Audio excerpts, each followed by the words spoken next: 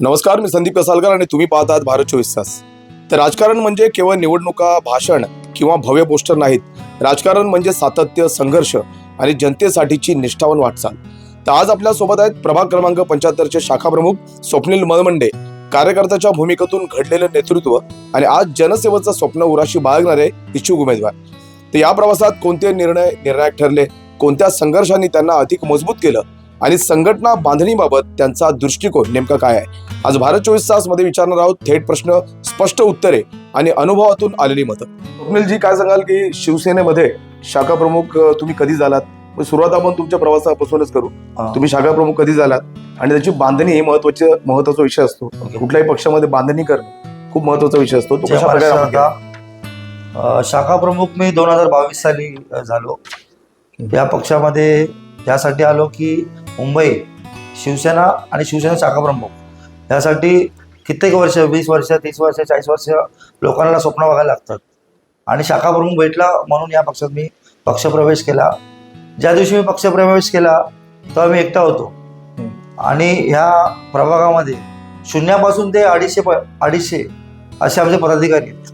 अशी मोठी टीम तयार केली या ठिकाणी. नाही, पण आता ही जी टीम आपण तयार केल्या, मग त्यामध्ये आपलं जे नेचर असेल किंवा आपले मतलब कुणाचे जनसंपर्क एक असतो, तो जनसंपर्क आपल्याला कामाला आला का? जनसंपर्क आम्हाला आला. सुरुवातीला आम्ही लोकांच्या गाठी भेटी घ्यायला लागलो. पक्ष नवीन होता. बाकीचे लोक जसं आम्हाला नावं ठेवायची, कतारांचा पक्ष आहे, हे आहे ते. खूप कठीण प्रसंगातून आम्हाला सामोरे जायला लागलं. पण त्यामध्ये एक विषय होता, शिंदे साहेबांचं काम जसं जसं होत गेलं तसं तसं लोक आकर्षित होत गेले. त्या अनुषंगाने जसं की आपला गणपतीसाठी आपण बसेस वगैरे सोडतो गावाला, बरोबर, त्यातून आपले कोकणातील लोक आपल्या जुळले. त्यानंतरला आपण जे महत्वाचा विषय म्हणजे लोकोपयोगी कामं आहेत, महिला सशक्तीकरण आहे. त्यातून शिंदे साहेबांनी महिलांना सक्षम बनण्यासाठी घरघंटी, शिलाई मशीन ही महानगरपालिकेच्या माध्यमातून दिली. त्यातून आपण घरोघरी जाऊन लोकांचे फॉर्म भरले. फॉर्म भरल्यानंतरला सुरुवातीला आम्ही 500 फॉर्म भरले होते, पण त्यामधल्या 250 लोकांना आपण ते सर्व पुरवलं. महानगरपालिकेकडनं जसं कुणाला घरघंटी भेटली, कुणाला शिलाई मशीन भेटली, बरोबर. काही 1-2 जण आहेत त्यांना तर एकदम मोठी चटणी काढून बशी होती, ती भेटली. जसं जसं आमचं काम वाढत गेलं तसं जसं लोक समोरून येत गेली. सुरुवातीला आम्ही लोकांच्या घरी जायचो, हातापाय जोडायचो, तरी लोकांचा काही रिस्पॉन्स नव्हता. पण जसं जसं काय सरत गेला, साहेबांच्या माध्यम लोकांपर्यंत पोहोचत गेले, साहेब लोकांच्या घरापर्यंत पोहोचले, तसं आम्हाला संपर्क खूप चांगल्या प्रकारे भेटला. मला एक सांगा, सुरुवातीचा काळ जो असतो, अगदी कोणाचाही असतो, म्हणजे तो पक्ष असेल किंवा कोणाला व्यवसाय सुरू करायचा असेल, तर नेहमी कोणाला काहीतरी अडचणींना सामोरं जावं लागतं. तर तुम्ही जेव्हा पक्षात म्हणजे तुम्ही जेव्हा विचार केलात किंवा मला या पक्षात जायचं आहे, आणि त्यावेळेला सुरुवातीच्या काळात तुम्हाला काय अडचणी आल्या होत्या का, आणि अडचणी आल्या असतील तर त्याच्यावर तुम्ही मात कशी केला? सुरुवातीच्या काळात खूप अडचणी आल्या.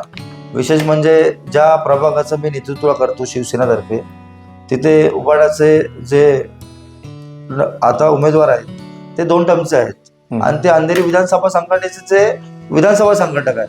त्यांच्या समोर कुठलाही शिवसैनिक यायला तयार नव्हता. त्यांच्या मनात खूप भीती होती. ती भीती खूप दूर करायला मला खूप संघर्ष करायला लागला.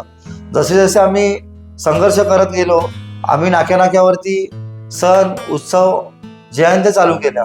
या जयंतीच्या माध्यमातून लोकांना आमचा संदेश गेला की आम्ही कोणाला घाबरत नाही, आम्ही शिवसैनिक आहोत. बरोबर. ह्या माध्यमातून आम्हाला खूप म्हणजे मात तर करावं लागली. लोकांच्या घरी जायला लागलं, हिंदू सण साजरे करायला लागले, जसं की नवरात्री, दहीहंडी, छत्रपती शिवाजी महाराजांची जयंती आम्ही नाक्यावर चालू केली, जे कधी ह्या मोर विभागात झालं नव्हतं. एका वर्षामध्ये नाही ना बोला 18 ते 19 सार्वजनिक कार्यक्रम घेतले आम्ही. त्यानंतर लोकांना माहीत पडले की इथे शिवसेनेचा कोणतरी व्यक्ती आलाय, कोणतरी शिवसेना उभी करते. त्यानंतरला आम्ही हळूहळू करत मग आम्ही खासदारकीचा निवडणूक लढवली, आमदारकीची निवडणूक लढवली. त्यानंतरला आज आम्ही या टप्प्यावरती येऊन पोहोचलेलो आहोत. एक इच्छुक उमेदवार असेल किंवा नगराध्यक्ष म्हणतो आपण त्याला, म्हणजे आता ज्या आगामी ज्या निवडणुका येणार आहेत त्यासाठी कुठलाही नगरसेवक असेल, जर लोकांची कामं करायची असतील, समस्या त्यांच्या सोडवायच्या असतील, तर रस्त्यावर उतरून काम करावं लागतं, बरोबर आहे. तर त्यासाठी आपलं असं ह्या कार्यकिर्दीमध्ये, मागच्या कार्यकिर्दीमध्ये तुम्ही असं कुठलं आंदोलन उभं केलं आहे का, किंवा लोकांसाठी तुम्ही रस्त्यावर उभा पुढाकार घेऊन तुम्ही त्याचं काम करून केलं आहे का? महत्वाचं बोललं तर बघा, बिल्डरचे विषय मरो विभागामध्ये भरपूर चाललेले आहेत. बाकीचे आमचे आमदार साहेब करत आहेत. मरो विभागामध्ये असे विषय आहेत की 20-20 वर्ष विकासकाने घरं घेतलेत, पण त्यांना घरच दिली नाही. बरोबर. त्या विकासकाला आम्ही आमच्या खासदार साहेबांच्या माध्यमातून, आमदार साहेबांच्या माध्यमातून, शिंदे साहेबांच्या माध्यमातून त्यांची जी थकलेली भाडी होती ती आपण त्यांना भाडी घेऊन दिलेली आहे. आणि लवकरच लवकर त्या गोरगरिबांना घरं कशी भेटतील यासाठी आपण संघर्ष करत आहोत. तो एक ठाम मत आहे. सेव्हिल हॉस्पिटलमध्ये जसं की बाहेरचे रुग्ण जास्ती घेतात, तर तिकडे आम्ही आंदोलन केलं होतं या अगोदर माझा मनसेचा प्रवास होता. तर जेव्हा हे सेव्हिल हॉस्पिटल झालं त्या टायमाला महाराष्ट्राच्या राष्ट्रपती प्रतिभाताई पाटील त्या आल्या होत्या, आणि हे आशियातलं सर्वात मोठं हॉस्पिटल आहे. त्या टायमाला स्थानिकांना रोजगार भेटावा, तसं आपण पत्रकार आहात, त्या टायमाला सारा समय चालायचा. 3 दिवस आम्ही तिथे उभं होतो, आणि रोजगारासाठी स्थानिकांना रोजगार भेटलाच पाहिजे ह्या मुद्द्यावर आम्ही जास्ती हे केलंय, आणि रोजगारही भेटला. बरं, आता आपण येऊया बूथकडे थोडे वळूया आपण.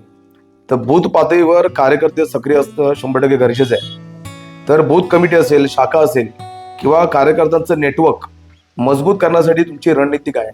आमच्या इथे बूथ, आमच्याकडे खासदारकीला 42 याद्या होत्या, म्हणजे बूथ, बीजेपी मध्ये बूथ बोलतात, तर तुम्ही बूथ बोलल्यावरती प्रत्येक बूथवरती आमचा एक गटप्रमुख आहे. जसं की आमच्या आता 38 बूथ आहेत आमच्याकडे, तर 38 बूथवरती एक पुरुष गटप्रमुख, एक महिला गटप्रमुख, आणि त्या महिला गटप्रमुखाच्या खाली शिवदूत, 10 शिवदूत, म्हणजे प्रत्येक ह्याच्या मागे, घरामागे प्रत्येक आपला शिवसैनिक पोहोचलाय.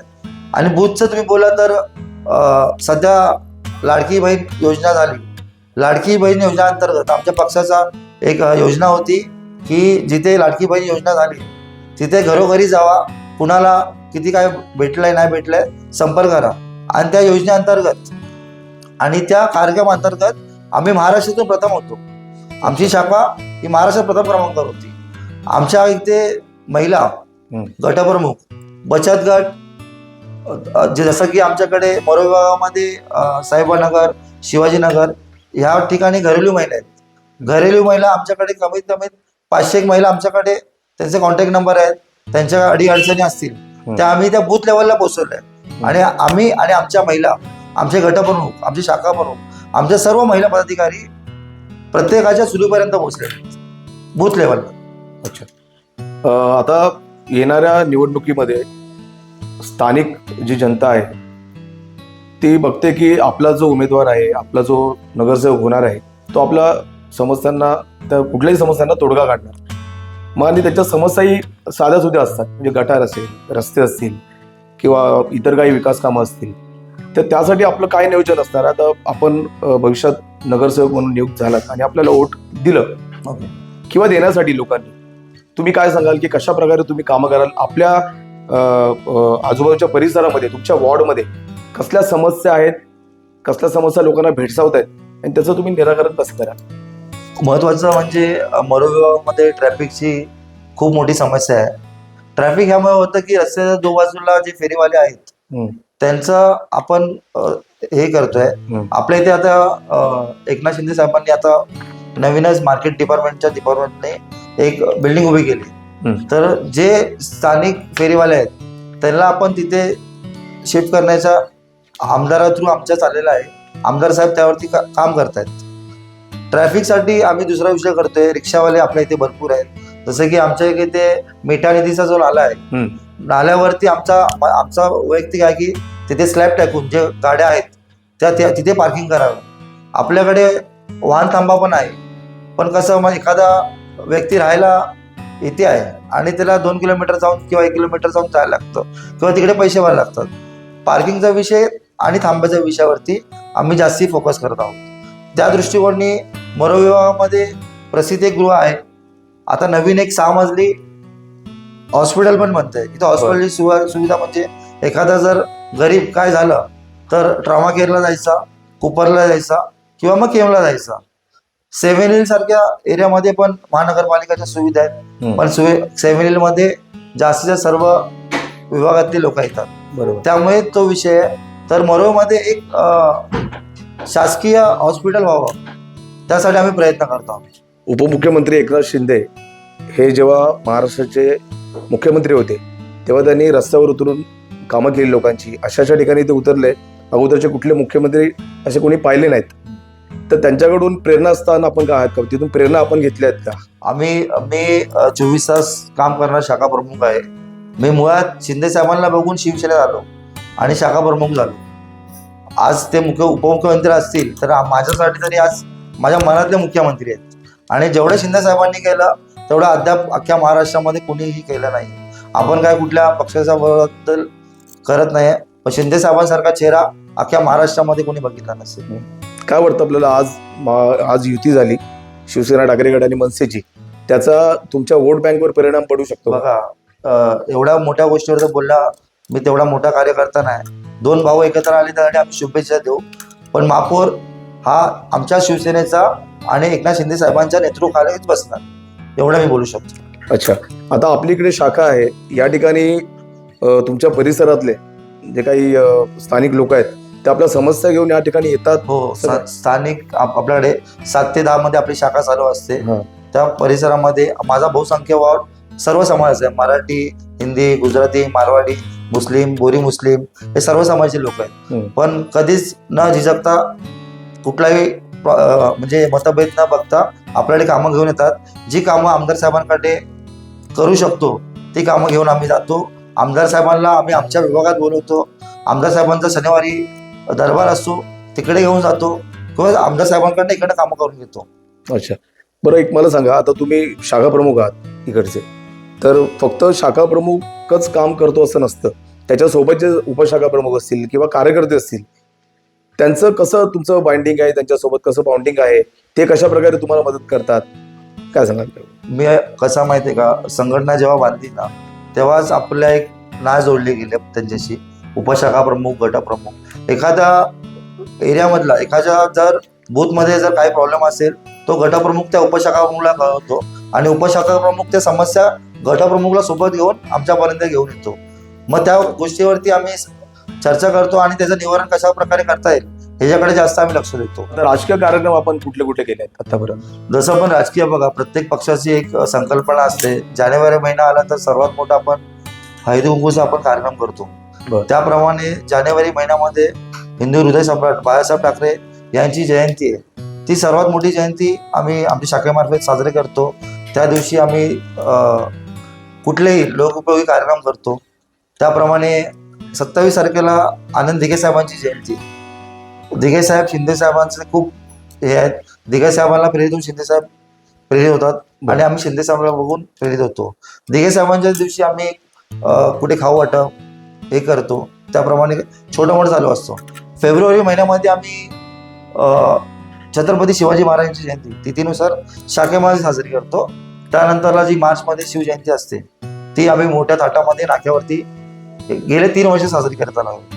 त्याप्रमाणे मार्च महिन्यामध्ये जसे मराठी सण आहेत, धुलीवंदन झालं, होळी झाली. धुलीवंदनच्या टायमाला आम्ही लहान मुलांना पिचकारी हे कलर हे शाखेतर्फे आम्ही देत राहतो.